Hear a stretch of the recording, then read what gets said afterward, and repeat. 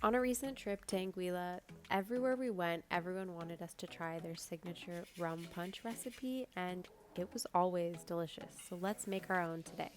The most important ingredient, well, besides rum, is grenadine or strawberry syrup. This gives it that signature reddish color. We're also using pineapple juice, orange mango juice, and lime juice to give it a lot of tart sweetness. Depending on who's making your rum punch, the types of juices that are used will vary, so you can get creative here too. And then, of course, we need a whole fifth of rum. This goes into the punch and everything gets mixed together. At this point, I think it's really important to taste your rum punch and see if you'd like to add any additional juices, more rum, whatever you want, really. And at this point, you can also add fresh fruit directly into the rum or serve over ice and use fresh fruit as your garnish. No matter how you decide to serve your fruit, you have to try serving this with a dusting of freshly grated nutmeg.